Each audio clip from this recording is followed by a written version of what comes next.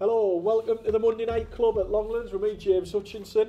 Joining me on tonight's show is AJT. Welcome back, mate. Back again. You alright? Welcome to the show, pal.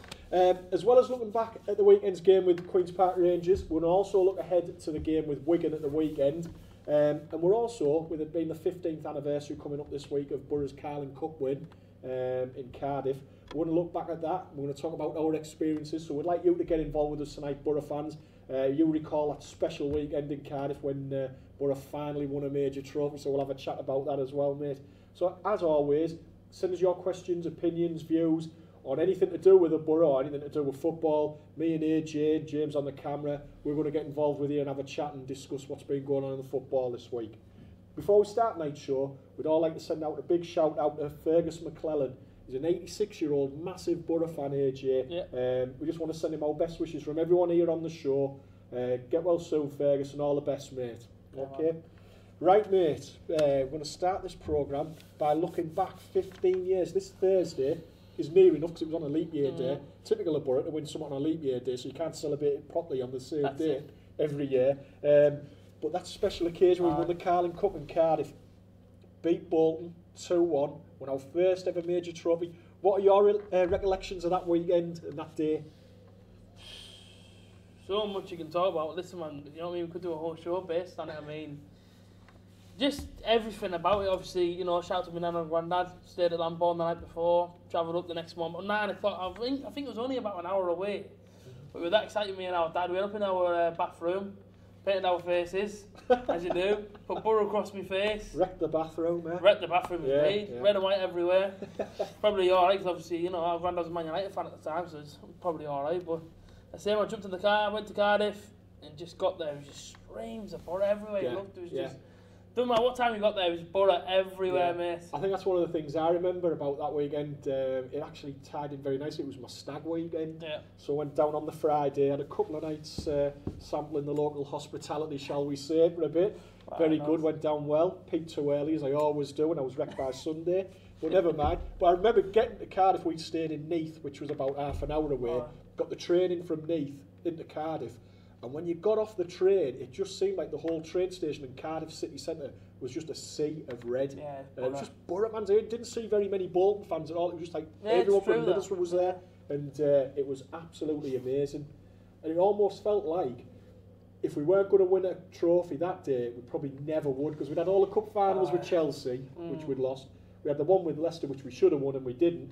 And it almost had this feeling as though we've got to win this one, because if we don't win this, with the greatest respect to Bolton, we're never probably going to get a better chance again. As well, man. Yeah, I mean, team back then was... What place did they have? What, can you remember what place they had then, AJ? Who was playing for them? JJ Okocha was a standout for me when he, you know what I mean, listen, when he played, he was one of my most favourite midfielders, mate, to watch. He was an immense talent. Ivan Campo went to Real Madrid, I believe, afterwards. He came from Real Madrid. Came from Real Madrid. Yeah.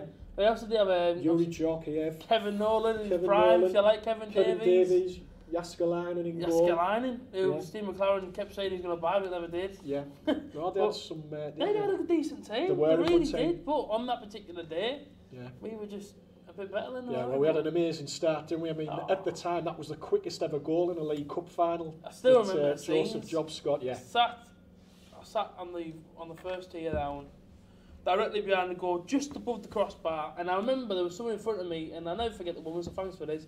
She had some sort of teddy, and she held it above her head, from that I couldn't see a thing. Yeah. So the TV, what was it? It was TV. That's it, yeah, like a big screen there, and it was showing you. I just remember being sat on the end of the row, and I was in line with the goal.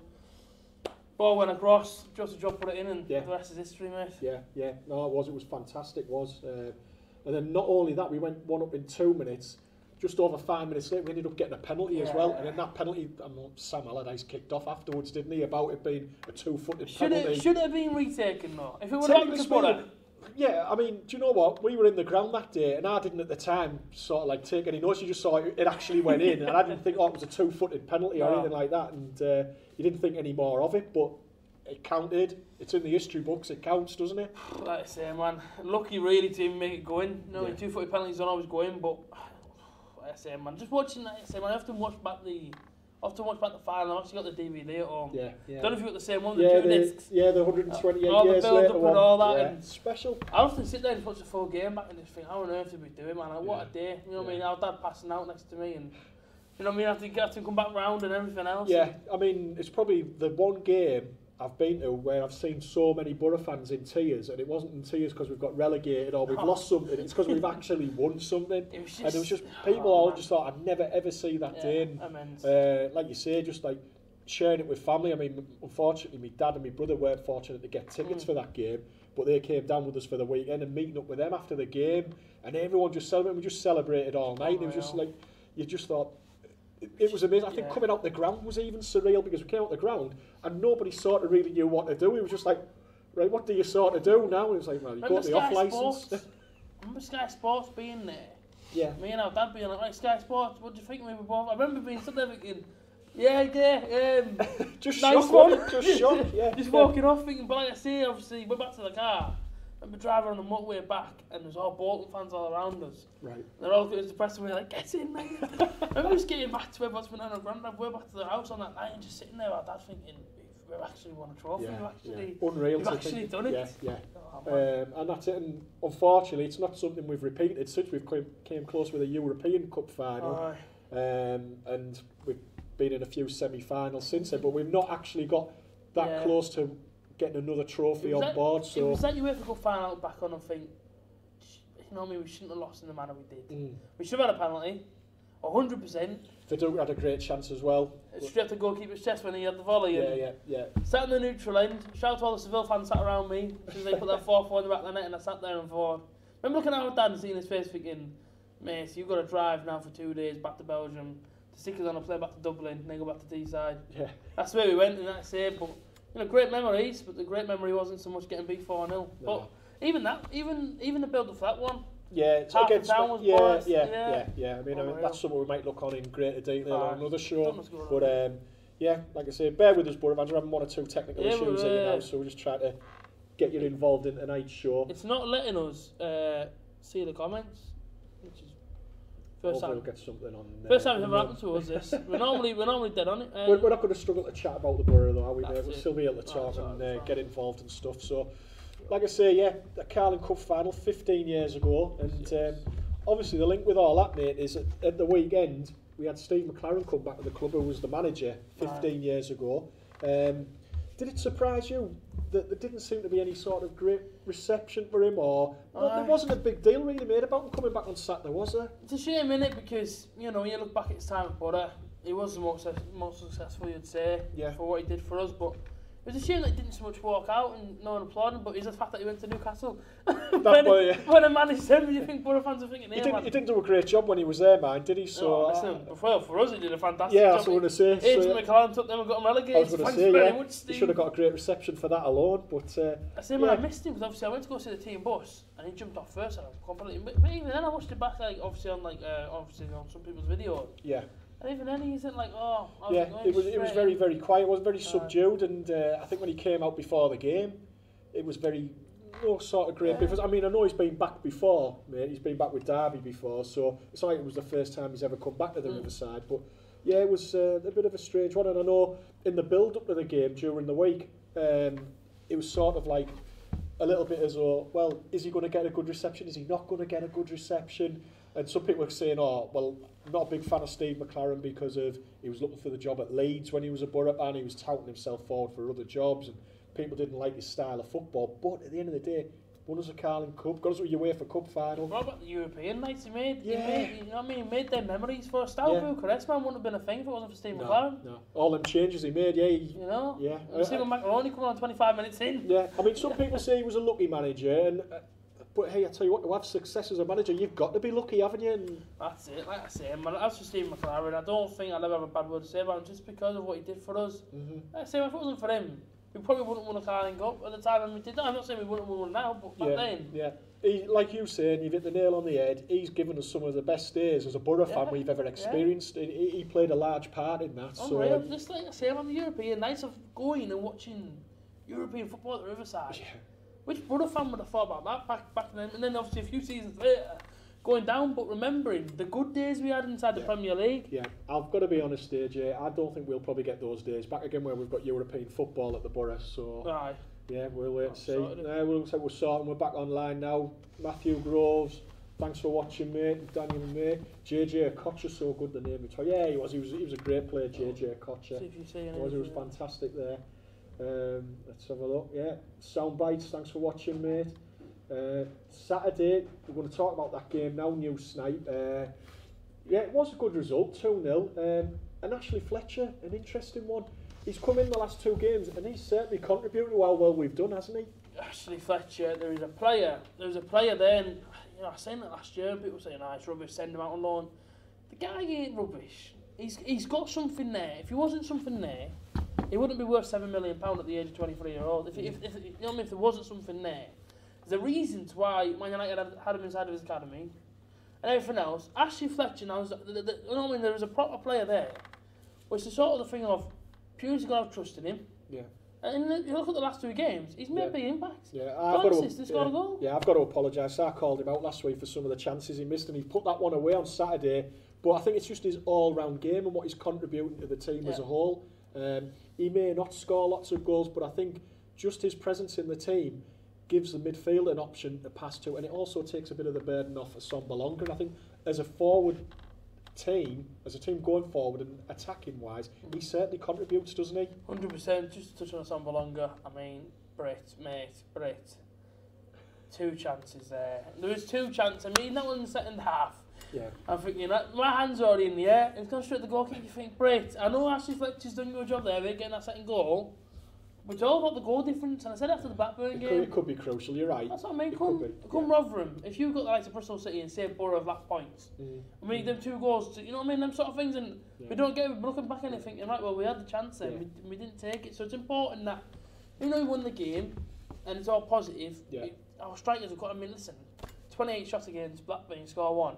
And that's obviously, you know, it's interesting what Pure said that game where he said, you know, since I've been here, I'm trying to improve things. And what I will say for Britt in his defence is he's getting in the positions to miss the chances. And I don't know sometimes whether it's just like an instinct thing. I think sometimes if he's got too long to think about something, he doesn't always take those chances. But there you go. Thanks for watching, Stephen Allen. Brandon's admin account, that's an interesting name, that, LOAJT. All right, hello, Brandon. Yeah. Going back to Saturday, the QPR game, we saw the benefits of us starting off bright and on the front foot. We got a goal after 2 minutes, which hasn't happened that often this season. But shocked. There you go. We got after a team straight away, and it paid dividends, didn't it? Oh, that's what it's all about. That first goal, great ball from Mo Besic, wasn't it? What a pass! Fantastic. I think that was probably his best display, Besic, since the Chef Wed away game in October. Yeah. Do you know, I agree. Like said, after the game, a lot of people were actually singing his praises. Yeah. A lot of people got interviews and were saying, you know, he shouldn't have been taken off when he was, but I agree there. That was the more best that we've seen at times last season. That people were raving about. That was the more best we've seen. What do you put his performance on Saturday down to? What do you think that was down to, AJ? I think after the sort of Newport carry on and everything, I think Pure sort of put his arm around his shoulder and said, look man, just get your head down, try and focus.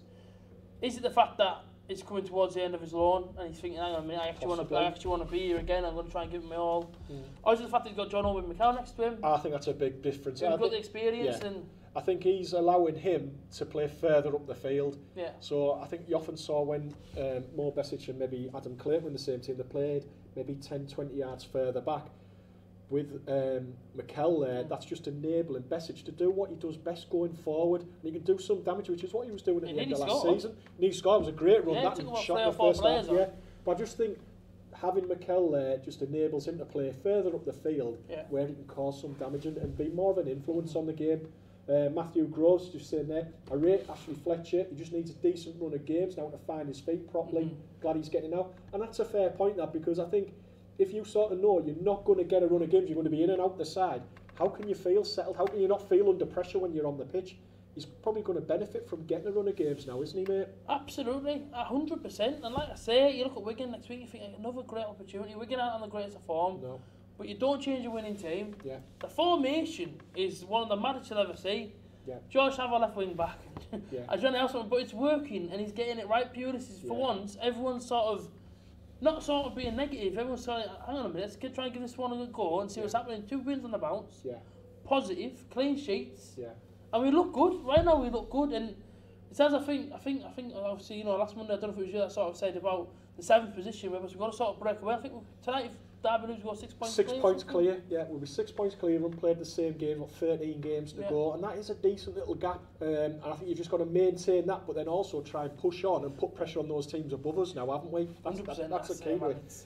I tell you who I was pleased for on Saturday, and he had a good game, and he's looked a little bit ropey recently. He's maybe struggled, as the team have struggled a bit before. Dale Fry, I thought he had an immense game on Saturday. Didn't put a foot wrong, was coming out with the ball. One or two people have mentioned that maybe our impressive performance is not putting down the bloke, is the fact that you've got Dale Fry alongside Daniel Ayala, as opposed to maybe when you've got Ayala and Flint together, and maybe we're not as comfortable bringing the ball out from defence. Do you think that has contributed? Same man. Ayala does a similar thing. So Dale does about bringing the ball out and trying to, you know what I mean, trying to do different things. I think with Flint, whenever he's playing, Fry almost looks very much reserved. You know, he can't go very far. He's got to sort of stay by his side. But you know, I've heard a lot of rumours on Aidan Flint in the last week, mate. I've heard an awful lot. Apparently, he's very, very unhappy. Right.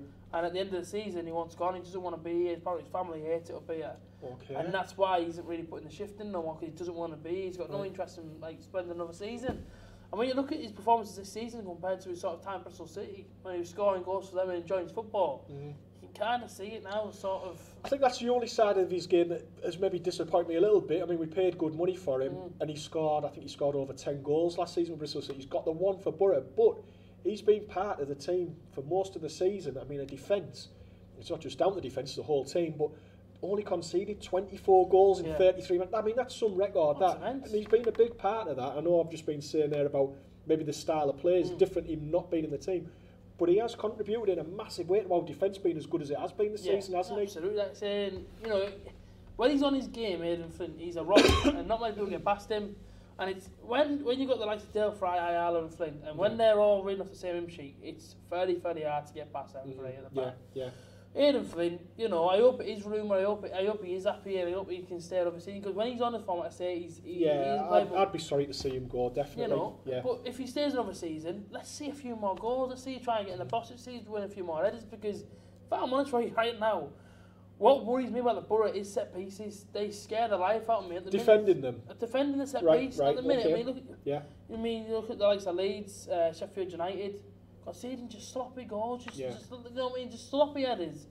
And again, you see it against QPR, and the ball's just going free into the box and around the back post at free, and you think to yourself, what a man. I know.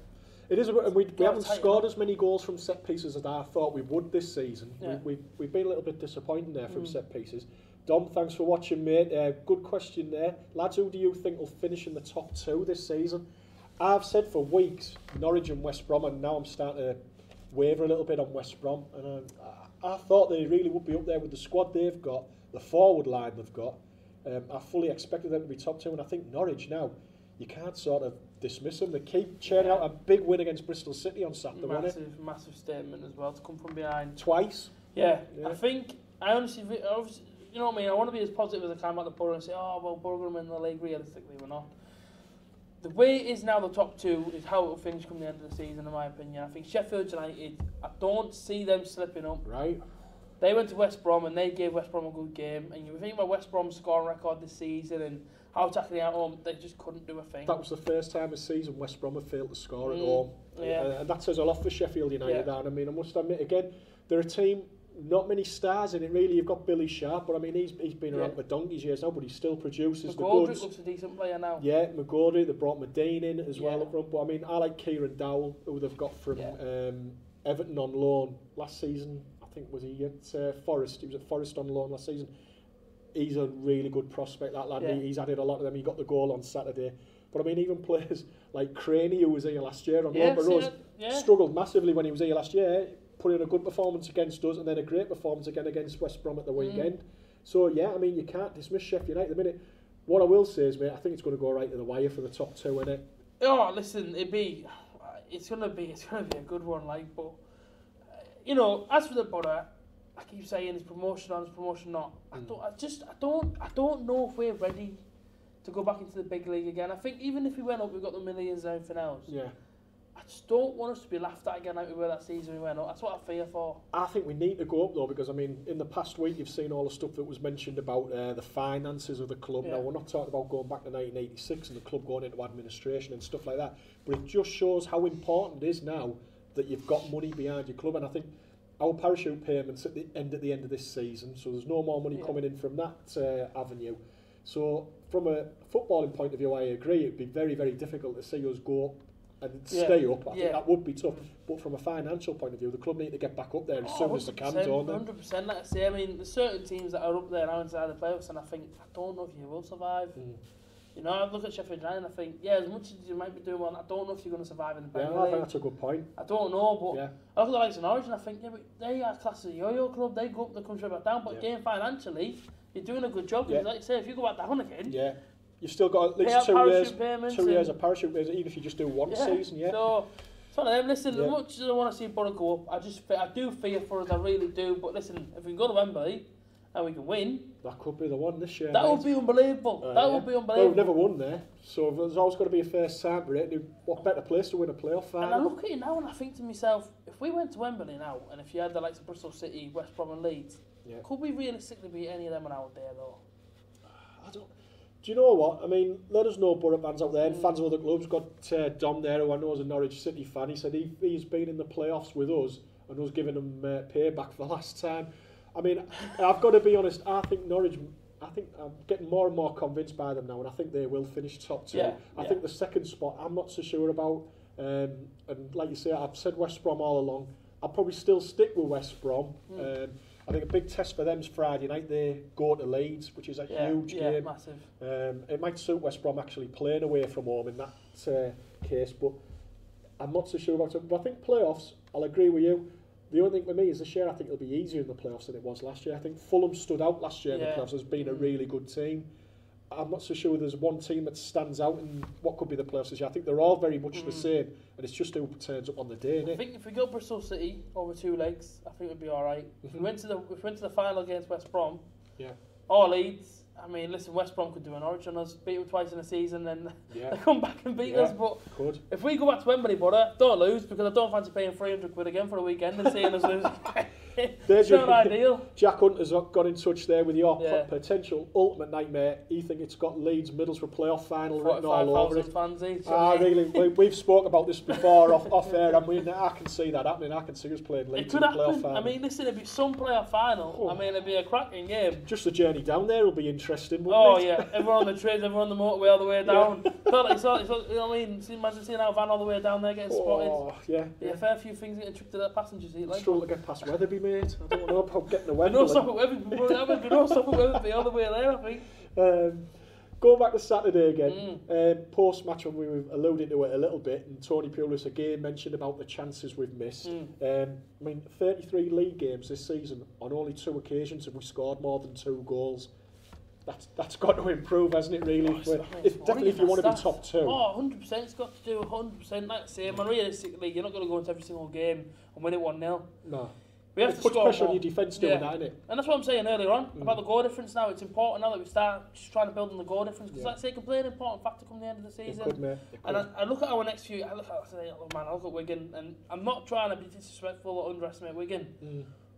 But Boro, come on, man. Realistically, you look at their team, look at ours. I mean, Wigan struggled to get a draw with Ipswich at the weekend. Yeah, we'll have a chat about that in a minute, mate. But I just look at it and I just think, well, that's got to be a 3-0, that's got to be a 2-0, and but it's got to be. How else can you look at it? Yeah. When you look at both sides, and then you look at the likes of Brentford, tough game, but again, you're at home, it should be 3 points. Brentford's a funny one. I mean, we'll have a little bit of a chat about that now. Brentford and Preston are the 2 games after Wigan, both at home, and like you say, my concern is a lot of Boro fans will say 6 points there, 2 home games, 6 points. I think they're 2 really difficult teams. I think Brentford are hot or cold. They're either absolutely fantastic or absolute garbage.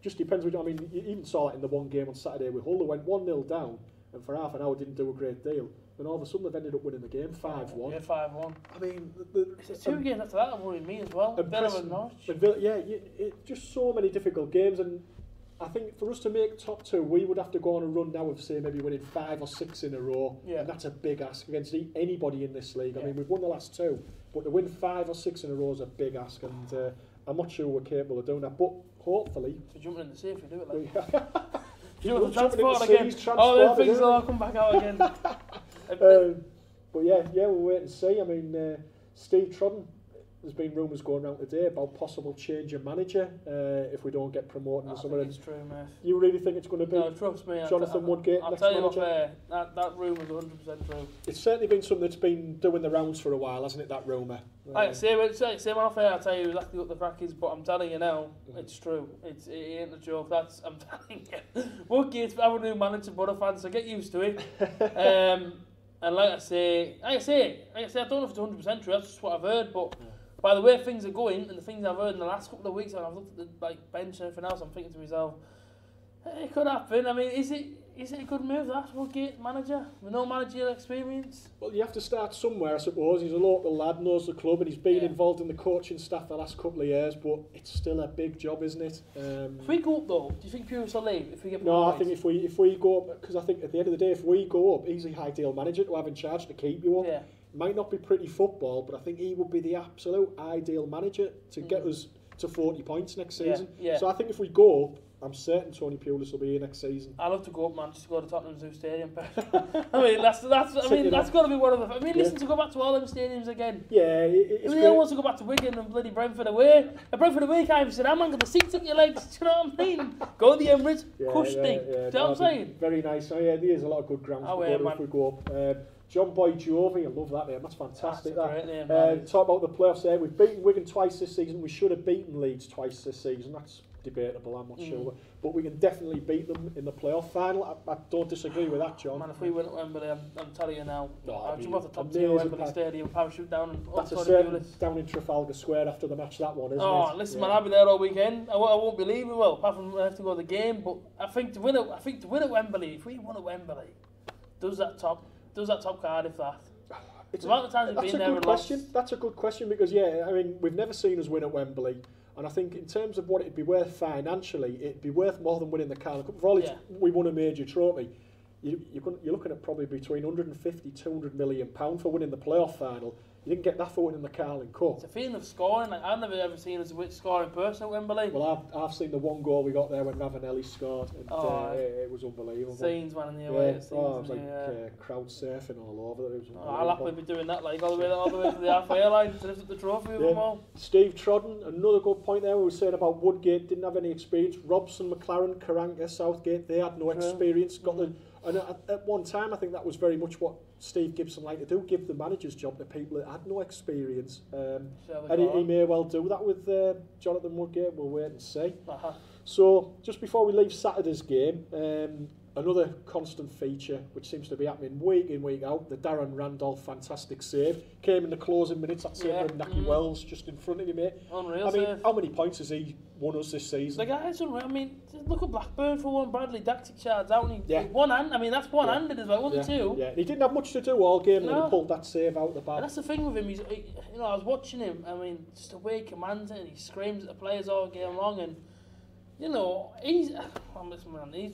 if we go up, he's got his promotion single-handedly as Darren Randolph. I think he's certainly up there for player of the season, isn't he? He's unreal, Darren Randolph. He's been absolutely terrific. And for people that are still saying now, it's rubbish here and that, I think, he's got to be the most underrated keeper in the league, and he's got to be one of the best. I think he's the best keeper we've had at the club since Mark Schwarzer, definitely, without doubt. And I think you can compare him to Schwarzer when he's maybe put the years in that Schwarzer did, but for the 2 seasons he's been here, he's been a fantastic and a great signing by Gary Monk. And I know what worried me was there was a few rumours going around during the January transfer window that he might be getting sold because of the wages that he's on, and the club were maybe looking to move him on. I think if he'd have gone, we could have said goodbye to getting the playoffs even this year if he was no longer. I think even if you sell him in the summer, even then it's a risky mistake. And hopefully it doesn't happen. Who are you going to bring in? Andy Donegan? I mean, I don't know about you, but I don't feel safe with him. You know what I mean? It'd be hard to replace him. Totally, I agree. Mark Crossley might still be about, so he might be all right there. Brad Jones might want to step back in. Ross Turnbull, Jason Steele, if you want to come back, the door's open, like, do you know what I mean? Ross Turnbull and Jason Steele, man, on the bench. I hope that doesn't happen. Not about those lads, but I hope Darren Randolph doesn't leave us. I hope not. And another thing that happened on Saturday, which we've seen a bit of recently, written notes getting passed on to the players during the game. Wing got one, Shotton got one, John Obi got one. My question for you is this, AJ, did Tony Pulis get an A4 refill pack for Christmas or something? Because what's going on with all these written notes every game now? What's it, the second one? Shot and got all the players in a huddle. Yeah. And he shut your paper in his hand, and I'm thinking, right, well, clearly these commands aren't getting very well used from his mouth. What do you reckon's getting written on these notes? Is it like, I've got 2-0? Whenever we score, I've got 2-0, no more goals, that's it, end of bets. Yeah. 20-1 now, you know what I mean? It's one of them, but whatever's on the notes, it's working. But as with Saturday, I was a little bit annoyed the fact that in the second half we sat back and took our foot off the gas, and realistically, as I said earlier, if you've got a team in front of you there, you know I'm going to hurt you. Hurt them. Yeah. Really turn them over, because if anything, it's going to help everyone's morale and everyone's confidence. You could see they were a side that have gone 7 games now in a row they've lost. They looked low on confidence, didn't they? And I think, they were there for the taking. I mean, we did win 2-0, I'm not complaining about that, but we could have cashed in. The whole goal difference, mate, I just look at this point of the season, I just think it's so important now that we just keep building. Because let's say, man, what if it's third? Yeah. What if it's second and third and Boro could have gone up but scored? It's that sort of thing it could Brighton count. all over again. Brighton was a goal difference That's thing. how we went up, yeah. That's what I look at it as. Good point, mate. Matthew Grove said the notes are probably telling them to sit back. I don't know what it was. I know John Obi McKell put it down his shin, the last note that they got. I'll tell you what, it must have been like an extra shin pad, because I'll tell you what, I saw a collector's item after that. I saw his first ever misplaced pass for the Boro, John Obi McKell. Really? Yeah, he put the ball straight out. Didn't go to a red shirt. I don't know what was wrong. Tracker needed sorting out or something, but I think it's that extra shin pad. John Obi McKell, man, I've got to say, shocking. What a player he is. What a player he is, though. Since he's come in, you can really see the experience of everyone. Yeah, that's inspired James to get his name and number on the back of his shirt, haven't you, mate? Yeah, you're loving it. There'll always be a warm welcome in Nigeria for you now, mate. In Lagos, you'll be all right, yeah. We'll be loving you out there. So that's 2 wins on the bounce, 2 clean sheets on the bounce. And like you said earlier, a trip to struggling Wigan at the weekend, mate. Real opportunity to put some pressure on those teams above us, isn't it? Absolutely is, and that's if we come out with them, we get beat. I mean, unless we do something horribly wrong and we don't turn up, then fair enough. But looking at it from a distance, when Boro had Blackburn, I was looking at the fixtures thinking, right, listen, it's 9 points surely there. Blackburn, obviously QPR and Wigan. Mate, it's 9. It's got to be. It's not as easy as that, but we're now 1 win away from doing that. And so when you look at it and you think, when you see a team like Wigan that aren't going up, they're not going down, they're not really fighting or challenging for anything. And we're literally in fighting position here. We've got to go into that one thinking, listen, we can beat anyone on our day. With the players we've got, with the formation we've got and everything else, the clean sheets and the confidence going into it, we've got to be able to go there and say, look, man, let's just do these 3-0 and get out of here. I hope you're right. I mean, but like you said earlier, they needed an injury time equaliser against Ipswich, who were bottom of the table on Saturday. And I mean, Ipswich were down to 10 men for 65 minutes as well. And like you say, there's probably going to be around about 3,000 Boro fans there on Saturday. You want the players to respond to that sort of backing and get the 3 points, don't you? Absolutely terrific. Well, like I say, when the noise in that way end to be absolutely immense. So most people would be tanked up, won't they, and whatnot. But, you know what I mean? Apart from me, obviously, me and James with the sober ones there, but I just look at it and I think, Wigan, it's a rugby town at the end of the day. That's the first little thing I took in there. It's a rugby town. Don't really have many supporters, really. And I think there was 10,000 there on Saturday against Ipswich. That's like one of our cup matches down here. I mean, we've got to turn up on Saturday. Well, we just got to get the job done. Pitch. It's simple as that. It's no messing about. None of this, let's go sideways and backwards. Let's just do exactly what we did on Saturday. Yeah. Ball get down. Straight into them. In fairness, we have the last 2 games, Blackburn away and QPR at home. We've started off really strongly, so we just need to do that again. Jack Hunter's going to be there. Looking forward, and like I say, I think at the minute it looks as though it's going to be our highest following of the season for an away match. I think Hull at the minute is with about 2,900. They reckon they're going to sell more than that. So, like you say, the players are going to have fantastic back in there at the weekend. It's up to them to respond, and they have done in the last 2 games. In terms of Wigan, they have got some players who are worth looking out for. They've got Josh Windass and Joey Garner, both at Rangers who were last year. Got Leon Clark, who's also he's got goals. He's got goals at this level before in the Championship. So they have got players that can cause a bit of damage, but we beat them here 2-0 before Christmas. We were 2-0 up at half time. Jordan Ugle got both the goals. What do you reckon the score go on? Because I know you're saying 2-3-0 or something, but what do you reckon? I just think it's in my head. And listen, I said 3-0 on Saturday. And we're far off. We're far off, mate. if we play the way we've been playing, mate, the last 2 games, with the confidence and everything else going into it, and we start quick like we did on Saturday, because now we know that we've got in our locker to do so, we'll have no problems with the Boro will win the game 3-0, but if we come out slow and sluggish, could be in for a long afternoon, mate. Yeah. No, I don't think that's a What yourself? bad assessment. I think we'll win. Yeah. I think it's going to be close, so I think it'll be a real battle, but I can see us pinching it 1-0. 1-0. 1-0. Go on, James, what do you reckon, mate? I'm going to go 3-1. 3-1. 3 goals. That'll be the 3rd time we've seen we've scored 3 goals in the league. Immense, man. Won't be Party right, inside the away end. Oh, it'll be crazy, won't it? It will be absolutely fantastic. Well, I'll tell you what, mate, thanks again for joining us on tonight's show. Enjoyed it having you back here. Yes, man, feels good. Any Boro fans out there, if you ever want to join us on the show at the Longlands Club, get in touch with us. You're more than welcome to join me, AJ, and the other lads on here. Just get in touch with Boro Fan TV, and you're welcome to join us on a Monday night here. Until next week, when we're all here at the Longlands Club on Boro Fan TV, thanks for watching.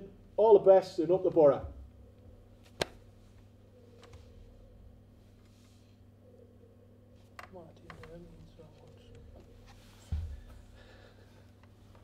The doors. Man.